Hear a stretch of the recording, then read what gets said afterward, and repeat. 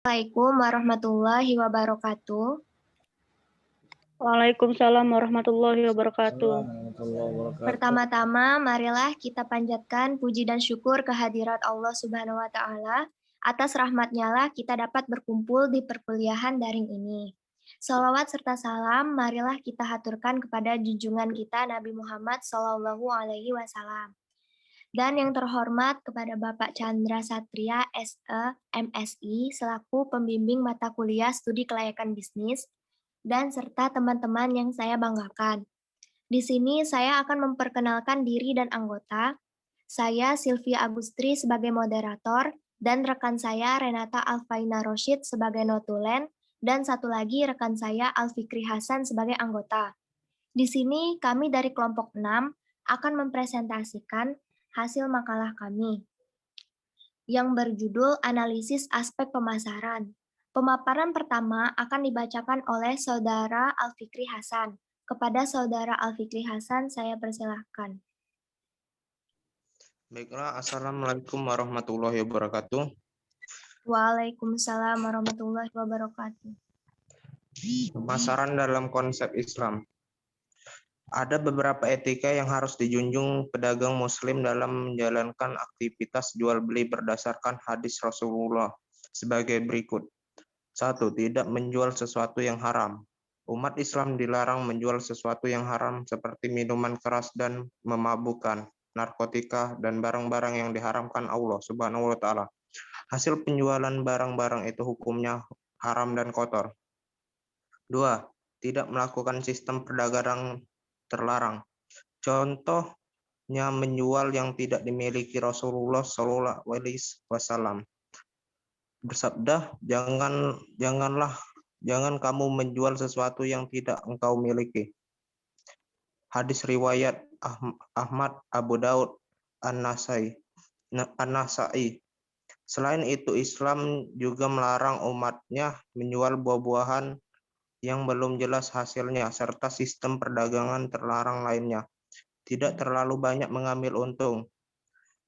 Tidak membiasakan bersumpah ketika berdagang. Hal itu sesuai dengan hadis Rasulullah Shallallahu Alaihi Wasallam. Janganlah kalian banyak bersumpah ketika berdagang, sebab cara seperti itu melariskan dagangan lalu menghilangkan keberkahannya. Hadis riwayat Muslim. Tidak berbohong ketika berdagang. Salah satu perbuatan berbohong adalah menjual barang yang cacat, namun tidak diberitahukan kepada pembelinya. Penjual harus melebihkan timbangan. Seseorang pedagang sangat dilarang mengurangi timbangan. Pemaaf, mempermudah dan lemah lembut dalam berjual beli. Tidak boleh memakan dan memonopoli barang dagang tertentu. Sabda Nabi SAW, tidaklah seorang menimbun barang melainkan pelaku maksiat. Hadis riwayat Muslim. Dalam Islam ada 4 karakteristik pemasaran atau syariah marketing yang dapat menjadi panduan bagi para pemasar, yaitu taitis, rabaniyah, etis, akhlakiyah, realistis, al-waqiyah, humanistis, al-insaniyah. Pertanyaan mendasar dalam aspek pasar dan pemasaran. 1. Berapa market potensial yang tersedia? Untuk mengetahui beberapa market potensial yang tersedia, maka dapat menggunakan informasi yang telah lalu. 2. Berapa market share yang tersedia dari seluruh pasar potensial? Untuk mengetahui market share yang tersedia, dapat dilakukan pengamatan siapa saja yang bisa atau mungkin dapat membeli produk yang dihasilkan. Sekian dari saya, kembali ke moderator. Terima kasih kepada Saudara Alfikri. Untuk pemaparan kedua akan dibacakan oleh saya sendiri. Penilaian potensi pasar. Perusahaan selalu membutuhkan informasi dan pengetahuan tentang keadaan pasar mereka. Untuk menilai potensi pasar, sangat diperlukan untuk melakukan riset pasar. Riset pasar adalah Usaha untuk mengumpulkan, pencatatan untuk menghasilkan data, selanjutnya menganalisis data tersebut secara sistematis dari konsumen untuk memperoleh informasi yang berkaitan dengan produk dan lingkungan eksternal perusahaan. Marketing mix syariah. Ada 5, yaitu satu pedoman pada syariah Islam, 2 produk, 3 nilai, 4 promosi, dan 5 tempat atau distribusi.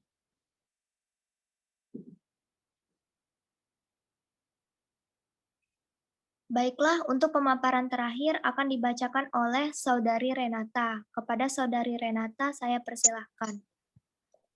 Terima kasih kepada moderator.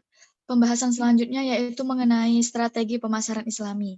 Ada 4 hal yang menjadi faktor kunci sukses dalam mengelola suatu bisnis agar mendapat nilai-nilai moral yang tinggi, yaitu yang pertama, sidik atau benar dan jujur.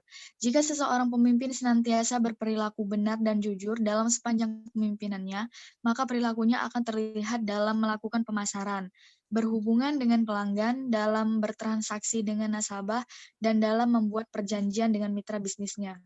Yang kedua yaitu amanah atau terpercaya. Dapat dipercaya, bertanggung jawab juga bermakna keinginan untuk memenuhi sesuatu sesuai dengan ketentuan. Di antara nilai yang terkait dengan kejujuran dan melengkapinya adalah amanah. Yang ketiga yaitu fatonah atau cerdas, dapat diartikan sebagai intelektual, kecerdikan, atau kebijaksanaan. Pemimpin yang fatonah adalah pemimpin yang memahami, mengerti, dan menghayati secara mendalam segala hal yang menjadi tugas dan kewajibannya. Dan yang terakhir, tablik atau komunikatif.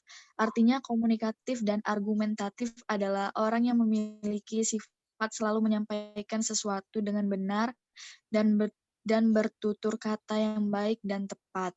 Berbicara dengan orang lain dengan kata-kata atau kalimat yang mudah dipahami, dengan bahasa yang mudah dipahami, sehingga orang lain yang mendengarnya mudah memahami pesan bisnis yang ingin disampaikan. Selanjutnya yaitu segmentasi pasar. Pasar terdiri dari banyak jenis atau tipe pembeli yang berbeda-beda berdasarkan beberapa faktor. Misalnya, faktor keinginan, kemampuan keuangan, lokasi, sikap pembelian, dan praktik-praktik pembeliannya. Beberapa aspek utama untuk mensegmentasikan pasar adalah yang pertama aspek geografis, yang kedua aspek demografis, yang ketiga aspek psikografis, dan yang terakhir aspek perilaku. Yang kedua yaitu menetapkan pasar sasaran. Setelah segmen pasar diketahui, selanjutnya perusahaan perlu melakukan analisis untuk dapat memutuskan beberapa segmen pasar yang akan dicakup. Analisis dapat dilakukan dengan menelaah 3 faktor, yaitu yang pertama, ukuran dan pertumbuhan segmen, yang kedua, kemenarikan struktural segmen, dan yang ketiga, sasaran dan sumber daya. Selanjutnya yaitu menentukan posisi pasar. Untuk menentukan posisi pasar terdapat 3 langkah, yaitu sebagai berikut. Yang pertama, mengidentifikasi keunggulan kompetitif. Yang kedua, memilih keunggulan kompetitif. Dan yang ketiga, mewujudkan dan mengkomunikasikan posisi. Kualitas jasa berdasarkan perspektif Islam.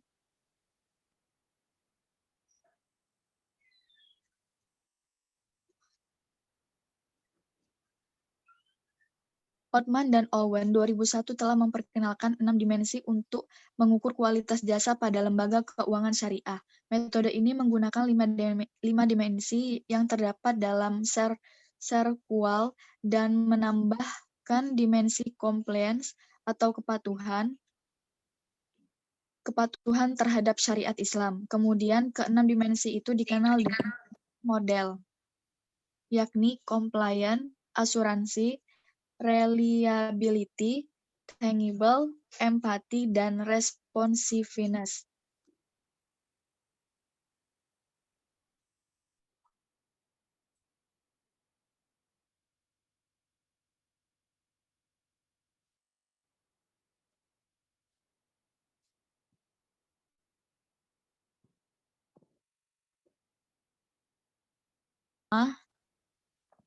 Compliance atau kepatuhan adalah kepatuhan terhadap aturan atau hukum-hukum yang telah ditetapkan oleh Allah Ta'ala. Syariah Islam merupakan pedoman sekaligus aturan yang diturunkan oleh Allah Ta'ala untuk diamalkan para pemeluknya dalam setiap kehidupan agar tercipta keharmonisan dan kebahagiaan. Yang kedua, asuransi atau jaminan adalah hal yang berkaitan dengan pengetahuan yang luas seorang karyawan terhadap produk, kemahiran dalam menyampaikan jasa, sikap ramah atau sopan, serta kemampuan mereka untuk menumbuhkan kepercayaan pelanggan. Yang ketiga, responsiveness atau daya tanggap. Hal ini menyangkut kerelaan sumber daya organisasi untuk memberikan bantuan kepada pelanggan dan kemampuan untuk memberikan pelayanan secara cepat atau responsif dan tepat. Daya tanggap merupakan bagian dari profesionalitas. Organisasi yang profesional senantiasa berkomitmen untuk memberikan pelayanan terbaik, memperhatikan harapan dan masukan dari pelanggan serta meresponnya dengan cepat dan tepat. Yang keempat yaitu tangible atau bukti fisik. Hal ini menyangkut fasilitas fisik organisasi yang tampak, peralatan yang digunakan, serta bahan komunikasi yang digunakan oleh organisasi jasa. Yang kelima, empati. Bagian ini menyangkut kepedulian organisasi terhadap maksud dan kebutuhan pelanggan, komunikasi yang baik dengan pelanggan, dan perhatian khusus terhadap mereka. Yang keenam, atau yang terakhir adalah reliability atau keandalan. Andal dalam menyampaikan kinerja yang telah dijanjikan kepada pelanggan secara akurat merupakan kemampuan yang memberikan nilai tambah bagi perusahaan. Artinya pelanggan dapat melihat dan memberikan kesan positif secara spontan atas kinerja jasa yang diberikan oleh organisasi terjamin, tepat, dan terasa memberikan kemudahan bagi pelanggan. Keandalan merupakan inti dari kualitas jasa karena pelanggan menilainya berdasarkan pengalaman dalam menggunakan jasa tersebut. Itu sebabnya sebuah organisasi jasa syariah harus mampu menyediakan jasa yang telah dipublikasikannya secara andal dan akurat. Itu saja pemaparan dari saya kembalikan kepada moderator. Terima kasih kepada Saudari Renata.